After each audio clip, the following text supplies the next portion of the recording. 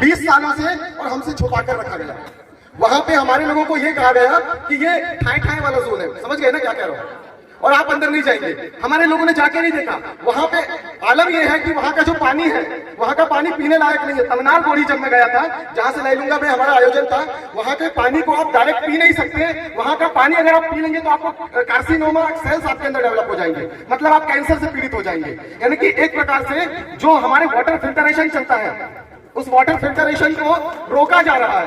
और ये किया जा रहा है डीपॉपुलाइजेशन के लिए। जो कैपिटलिस्ट है, जो इंटरनेशनल कैपिटलिस्ट हैं, वो डीपॉपुलाइजेशन के लिए भारत पे दबाव बना रहे हैं कि आप किसी तरीके से यहाँ के गरीबों का नरसंहार करने का आयोजन करो और यहाँ की डेंसिटी कम करो, क्योंकि ये लोग बहुत रोजगार मांग रहे हैं, ये बहुत रिसोर्सेज मांग रहे हैं। तो मैं आप लोगों से कहूंगा कि प्रकृति को हमें बचाना होगा।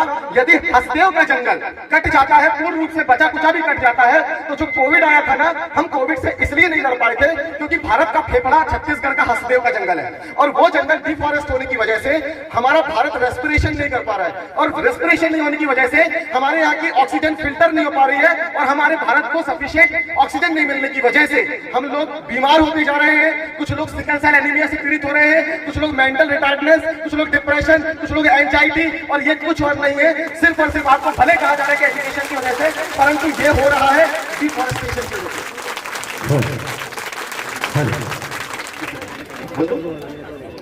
हाँ, एक बात और आपसे कहना चाहता हूँ, आओ हम सब लोग, हमारे पुरखों ने, आपके पुरखों ने जिस जमीन को सिंचित किया, वहां पे उन्होंने जात नहीं देखा, धर्म नहीं देखा, उन्होंने भारत भूमि को सिंचित किया, अपने लहू से सिंचित किया, दिन रात खून पसीने की मेहनत करके हमें रोटी खिलाई, और रोटी खिला के हमें शिक्षित किया, और इस मुकाम तक खड़ा कर दिया कि हम गर्व से नौकरी कर पा रहे हैं, या फिर हम गर्व से अपना काम कर पा रहे हैं, शिक्षा अध्ययन करके अपने माता पिता का नाम रोशन कर पा रहे हैं। परंतु अब हमारे सामने बहुत बड़ा चैलेंज है, क्या हम अपने पुरखों की दी हुई रोटी को, जिस जमीन में रोटी थी, क्या उसके सम्मान के लिए हम अपने माता पिता का, जहां पे लहू बहा है, जहां पे हमारे माता पिता की सांसें हैं, जहां पे उनका खून पसीना जिस जमीन पे दफन है, क्या उस जमीन को बचाने के लिए आज से तैयारी प्रारंभ नहीं कर सकते क्या?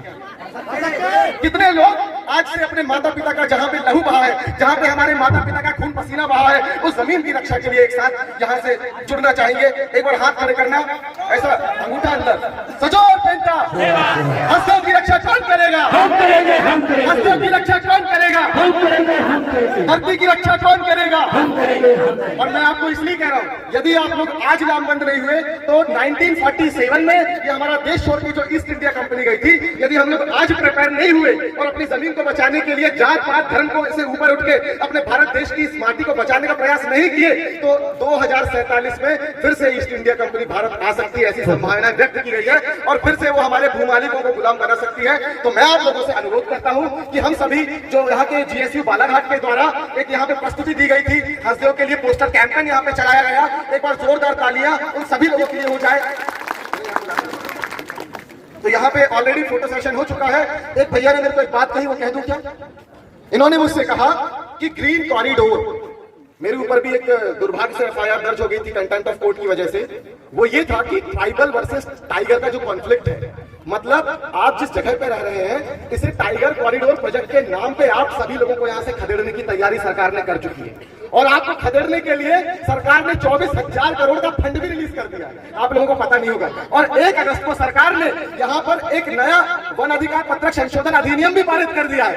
आपका जो वन में अधिकार हुआ करता था, आपकी भूमि में जो अधिकार हुआ करता था, अगर आपकी जमीन सरकार आपसे लेना चाहती थी तो आप विरोध कर सकते थे कि नहीं, हमारे पुरखों की जमीन है। अब सरकार ने संशोधन कर दिया कि रेट भी सरकार तय करेगी, वो बोलेगी 100 रुपए पकड़ो, ये जमीन हमारी। तो मैं आप लोगों से कहना चाहता हूं कि आओ हम अपनी जमीन को बचाने का प्रयास करें, क्योंकि हमें अपने हर पड़ोसी को जिंदा रखना है, हमें अपने हर सहेली को, हर दोस्त को जिंदा रखना है, जिनके साथ हम बचपन से खेले हैं, जिनके साथ हम स्कूल में पढ़े हैं, जिनके साथ हम कॉलेज में पढ़े हैं, और जिनके अंदर भारत देश की माटी को सर पे तिलक करने का एक जज्बा है। उन लोगों के सम्मान के खातिर हम सभी को एक दूसरे के साथ कंधे से कंधा मिलाकर लड़ना होगा। बोलो लड़ेंगे, लड़ेंगे, आप लोग जीतेंगे, बोल दो लड़ेंगे, जीतेंगे, लड़ेंगे, जीतेंगे। धरती की रक्षा कौन करेगा? हम करेंगे, हम धरती माता की, धरती माता की, भारत देश की, भारत देश की, धरती माता की।